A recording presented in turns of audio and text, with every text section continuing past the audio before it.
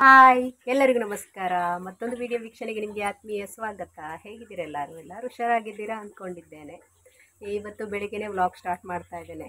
ಬೆಳಿಗ್ಗೆದ್ದು ಒಂದು ರೌಂಡ್ ಕೆಲಸ ಎಲ್ಲ ಮುಗಿಸಿ ಈಗ ಹೊರಗೆ ಬಂದಿದ್ದೇನೆ. ಕೆಲಸ ಸ್ವಲ್ಪ ಬಾಕಿಯಾಗಿದೆ. ಅಂಗಳಕ್ಕೆ ತೆಂಗಿನ ಗರಿ ಹಾಕುವಂಥ ಕೆಲಸ ಬಾಕಿಯಾಗಿದೆ. ಅದನ್ನು ಕಂಟಿನ್ಯೂ ಮಾಡುವ ಅಂತ ಬಂದಿದ್ದೇನೆ. ಜಾರಿ ಬೀಳುವುದಕ್ಕಿಂತ ಮುಂಚೆ ಹಾಕಿ ಬಿಡುವ ಅಂತ ಒಮ್ಮೆ. ಈಗ ಅರ್ಧ ಹಾಕಿ ಆಗಿದೆ. ಹಾಕುವಾಗಲೇ ಅಲ್ಲಿ ಮಳೆ ಬೇರೆ ಕಾಣಿಸ್ಕೊಳ್ತಾ ಇತ್ತು, ಹಾಗಾಗಿ ಅರ್ಧಕ್ಕೆ ನಿಲ್ಲಿಸಿದ್ದೇನೆ. ಸ್ವಲ್ಪ ಹಾಕೋದು ಅಂತ ಇನ್ನು ಫುಲ್ಲು ಮೋಡ ಅಂದರೆ ಮಳೆ ಅಂದರೆ ಮಳೆ ಇತ್ತು. ನಿನ್ನೆ ಫುಲ್ಲು ಮಳೆ, ರಾತ್ರಿ ಪೂರ್ತಿ ಮಳೆ ಸುರಿತಾನೇ ಇತ್ತು. ಈಗ ಫುಲ್ಲು ಮೋಡ ಮುಚ್ಕೊಂಡಿದೆ. ಮಳೆ ಬರೋದಕ್ಕಿಂತ ಮುಂಚೆ ಇದನ್ನು ಹಾಕಿ ಮುಗಿಸಿ ಬಿಡುವ ಅಂತ ನೋಡಿ. ಇಷ್ಟು ಹಾಕಿ ಆಗಿದೆ, ಇಲ್ಲಿ ತನಕ ಹಾಕಿದ್ದೇನೆ ನೋಡಿ. ನಲ್ಲಿ ಲಾಸ್ಟ್ ತನಕ ಹಾಕುವ ಅಂತ. ಈಚೆ ಹಾಕಲಿಕ್ಕಿಲ್ಲ ಅಂತ, ಈಚೆ ನೋಡಬೇಕು. ಅಲ್ಲಲ್ಲೇ ಬಾಕಿಯಾಗಿದೆ ನೋಡಿ. ಇಲ್ಲಿ ಸ್ವಲ್ಪ ಹಾಕಿ ಬಿಡಬೇಕು. ಈಗ ಇಷ್ಟು ಹಾಕಿ ನೋಡಿ. ಇವತ್ತು ನಮ್ಮ ಗಿಡದಲ್ಲಿ ಅರಳಿರುವಂತಹ ಸುಂದರಿಯರ ಅಂತ ತೋರಿಸ್ತೇನೆ ನೋಡಿ. ನನಗೆ ತುಂಬ ಇಷ್ಟದ ಹೂಗಳಿವು.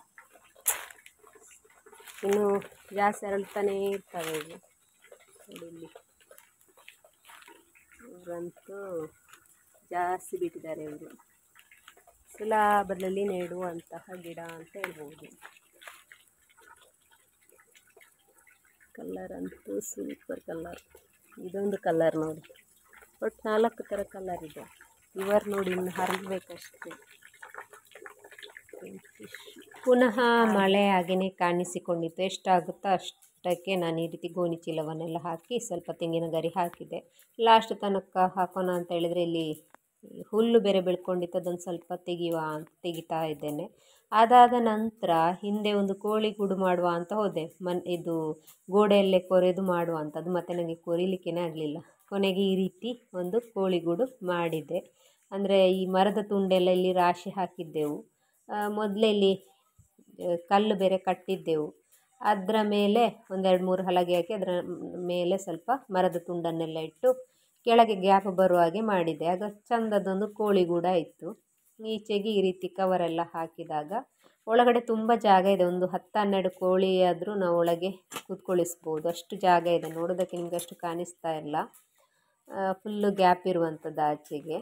ಇದು ಮರದ ತುಂಡು ಕಟ್ ಮಾಡೋದಕ್ಕೆ ಆಗದೇ ಇರುವಂಥದ್ದು, ಹೂಳೋದಕ್ಕೆ. ಹಾಗಾಗಿ ಹಾಗೇನೆ ಇಟ್ಟಿರುವಂಥದ್ದು ಅದನ್ನು. ಅದು ಎಷ್ಟು ವರ್ಷ ಆದರೂ ತುಂಬ ವರ್ಷ ಇದು ಏನೂ ಆಗೋದಿಲ್ಲ ಅಂತೆ. ಹಾಗಾಗಿ ಹಾಗೆಯೇ ಇಟ್ಟಿದ್ದೆವು. ಬಿಸಾಕೋದಕ್ಕೂ ಮನಸ್ಸಾಗಲಿಲ್ಲ, ಕೋಳಿ ಫಾರ್ಮಿಗೆ ಆಗ್ತದಲ್ಲ ಅಂಥೇಳಿ ಹಾಗೆಯೇ ಇಟ್ಟಿದ್ದಂಥದ್ದು. ಈಗ ಈ ರೀತಿ ಯೂಸಿಗೆ ಬಂತದು. ಮತ್ತೆ ಬೇಕಿದ್ದರೆ ತೆಗೆದು ನಾವು ಇದನ್ನು ಯೂಸ್ ಮಾಡ್ಕೊಳ್ಬೋದು ಅಂತ. ಈಗ ಇದಕ್ಕೆ ಸ್ವಲ್ಪ ಇದು ತೆಂಗಿನ ಸಿಪ್ಪೆ ಎಲ್ಲ ಹಾಕಿದೆ, ಕೂತ್ಕೊಳ್ಳಿಕ್ಕೆಲ್ಲ ಕೋಳಿಗಳಿಗೆಲ್ಲ ಸರಿಯಾಗಲಿ ಅಂತ. ಅದಾದ ನಂತರ ಸ್ವಲ್ಪ ಕವರೆಲ್ಲ ಹಾಕಿ ಈ ರೀತಿ ಮುಚ್ತಾ ಇದ್ದೇನೆ. ಇಲ್ಲಿ ಇದು ನೀರೆಲ್ಲ ಬೀಳೋದು ಬೇಡ ಒಳಗೆ ಅಂತ. ಅದರ ಮೇಲೆ ಸ್ವಲ್ಪ ಅಡಿಕೆ ಹಲಗೆಗಳನ್ನೆಲ್ಲ ಹಾಕಿದೆ, ಗಾಳಿಗೆ ಹೋಗಬಾರ್ದು ಅಂತ. ಈಗ ಫಸ್ಟ್ ನಾನು ಕೋಳಿ ರೀತಿ ಒಳಗೆ ಹಾಕುವಾಗ ಅದು ಕೂತ್ಕೊಳ್ಳಿಕ್ಕೆ ಕೇಳಿಲ್ಲ ಆಯ್ತು. ಅದಕ್ಕೆ ರೂಢಿ ಇರಲಿಲ್ಲಲ್ಲ. ಒಳಗೆ ತುಂಬ ಜಾಗ ಇದೆ, ಅದು ಕತ್ಲಿದೆ. ಹಾಗಾಗಿ ಮತ್ತೆ 1-2 ಬಾರಿ ಹಾಗೆಯೇ ಒಳಗೆ ಕೂತ್ಕೊಳ್ಳಿಸಿದ ನಂತರ ಅಲ್ಲೇ ಕೂತ್ಕೊಂಡಿತ್ತು. ಹಾಗೆಯೇ ಬೇಕಾದಾಗೆ ಹೊರಗೆ ಬರುವ ಹಾಗೆ ಮತ್ತು ಒಳಗೆ ಹೋಗುವ ಹಾಗೆ. ಮತ್ತು ಚಿಕ್ಕದಾಗಿ ಅಡ್ಡದ್ದು ಏನಾದರೂ ಒಂದು ಬಾಗಿಲು ಥರ ಮಾಡಬೇಕಷ್ಟೇ ಇನ್ನು ಅದಕ್ಕೆ. ಹಾಗೆ ಫೈನಲಿ ಈ ರೀತಿ ಒಂದು ಕೋಳಿ ಗೂಡನ್ನು ಮಾಡಿದೆ.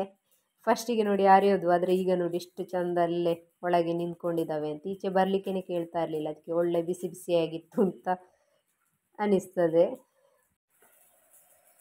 ಹೀಗೆ ಫೈನಲಿ ನನ್ನ ಕೋಳಿ ಗೂಡೆಲ್ಲ ರೆಡಿ ಆಯಿತು. ಅದಾದ ನಂತರ ಮಧ್ಯಾಹ್ನಕ್ಕೆ ಇಲ್ಲಿ ಮಶ್ರೂಮ್ ತಂದಿದ್ರು ನಮ್ಮ ಮನೆಯವರು. ಒಂದೇ ಪ್ಯಾಕೆಟ್ ಸಿಕ್ಕಿರುವುದಂತೆ. ಇನ್ನು ನನಗೆ ರಾತ್ರಿಗೆ ಮತ್ತು ಮಧ್ಯಾಹ್ನಕ್ಕೆ 2 ಹೊತ್ತಿಗೂ ಸಾರು ಬೇಕಿತ್ತು. ಹಾಗಾಗಿ ಗ್ರೇವಿ ಥರ ಏನು ಮಾಡಲಿಕ್ಕೆ ಹೋಗಲಿಲ್ಲ. ಸಿಂಪಲಾಗಿ ಹೀಗೆ ಟೊಮೆಟೊ ಈರುಳ್ಳಿ ಎಲ್ಲ ಹಾಕ್ಬಿಟ್ಟು ಬೇಯಿಸಿಕೊಂಡು ಅದಕ್ಕೆ ಸ್ವಲ್ಪ ಅರಿಶಿನ, ಖಾರದ ಹುಡಿ, ಆಮೇಲೆ ಧನಿಯಾ ಪುಡಿ, ಆಮೇಲೆ ಜೀರಿಗೆ ಹುಡಿ, ಆಮೇಲೆ ಇದು ಕರಿಬೇವಿಂದು, ಕಾಳುಮೆಣಸಿದ್ದು ಎಲ್ಲ ಹಾಕಿ ಈ ರೀತಿ ಸ್ವಲ್ಪ ಬೇಯಿಸ್ಕೊಂಡೆ ಹಾಗೆಯೇ ಮುಚ್ಚಳ ಮುಚ್ಚಿಬಿಟ್ಟು.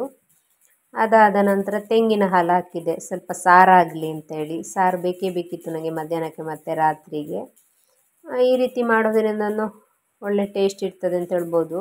ಇನ್ನು ಮಶ್ರೂಮ್ ಗ್ರೇವಿ ಅಷ್ಟು ಟೇಸ್ಟ್ ಇಲ್ಲದಿದ್ದನು ಸಾರು ಅಂತಲೂ ಆಗ್ತದೆ ನಮಗೆ, 2 ಹೊತ್ತಿಗೆ ಆಗ್ತದೆ ಅಂತೇಳಿ ಈ ರೀತಿ ತೆಂಗಿನ ಹಾಲು ಹಾಕ್ಬಿಟ್ಟು ಒಂದು ಸಾರು ಥರ ಮಾಡಿದೆ ಮಶ್ರೂಮನ್ನು. ಇದು ಮಧ್ಯಾಹ್ನಕ್ಕಾಗಿತ್ತು. ಇನ್ನು ನಾನು ಇಲ್ಲಿ ಶೇರ್ ಮಾಡ್ಕೊಳ್ತಾ ಇರುವಂಥದ್ದು 2-3 ದಿವಸದ ವ್ಲಾಗ್ ಅಂತ ಹೇಳ್ಬೋದು. ಆಗ ಸ್ವಲ್ಪ ನಾವು ಬ್ಯುಸಿ ಇದ್ದೆವು ಅಂತಲೇ ಹೇಳ್ಬೋದು. ಒಂದು ವಾರ ವ್ಲಾಗ್ ಮಾಡಲಿಕ್ಕೇ ಹೋಗಲಿಲ್ಲ. ಇಲ್ಲಿ ಸ್ವಲ್ಪ ಗರಂ ಮಸಾಲೆ ಹಾಕ್ಕೊಳ್ತಾ ಇದ್ದೇನೆ, ವಿಡಿಯೋನು ಮಾಡಲಿಕ್ಕೆ ಹೋಗಲಿಲ್ಲ ಅಂತ ಹೇಳ್ಬೋದು. ನಮ್ಮ ಮನೆ ಮುಂದೆ ಇದ್ದಂತಹ ಇದು ರಬ್ಬರ್ ಗಿಡವನ್ನೆಲ್ಲ ಕಟ್ ಮಾಡಿದ್ರು. ಕಟ್ ಮಾಡಿ ಆದ ನಂತರ ಅಲ್ಲಿ ಅಗಿಯೋದೆಲ್ಲ ಇತ್ತು, ಎಲ್ಲ ಕ್ಲೀನ್ ಮಾಡೋದು ಎಲ್ಲ. ಹಾಗೆ ಜನ ಎಲ್ಲ ಇದ್ದರು, ಹಾಗಾಗಿ ವ್ಲಾಗ್ ಮಾಡಲಿಕ್ಕೇನು ಹೋಗಲಿಲ್ಲ.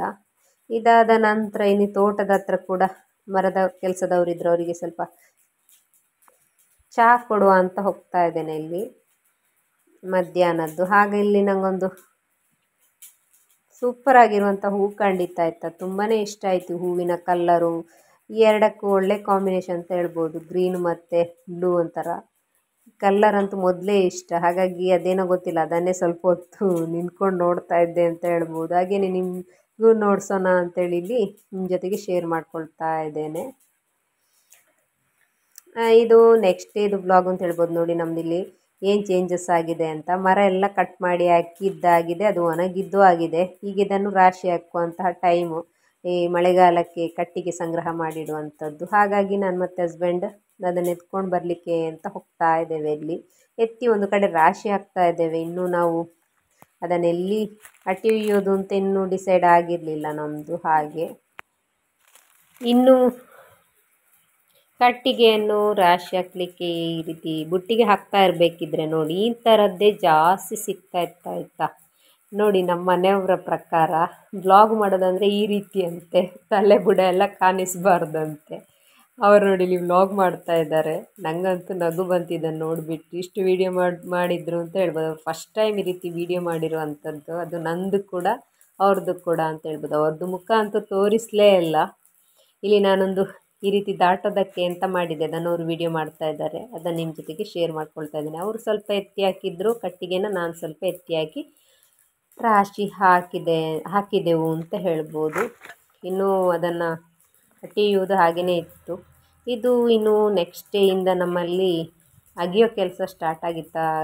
ಇದು ರಬ್ಬರ್ ಗಿಡವನ್ನೆಲ್ಲ ತೆಗೆದಿದ್ದೇವಲ್ಲ, ಮರವನ್ನೆಲ್ಲ ತೆಗೆದಾದ ನಂತರ ಆ ಜಾಗವನ್ನೆಲ್ಲ ಕ್ಲೀನ್ ಮಾಡುವಂಥ ಕೆಲಸ ನಡೀತಾ ಇದೆ ಅಂತ ಹೇಳ್ಬೋದು. ಇಲ್ಲಿ ಇಟ್ಯಾಚಿಯವನು ಮಾಡ್ತಾ ಇದ್ದೇನೆ. ಅಲ್ಲಿ ಅರ್ಧಕ್ಕರ್ಧ ಆಗೋಗಿತ್ತು.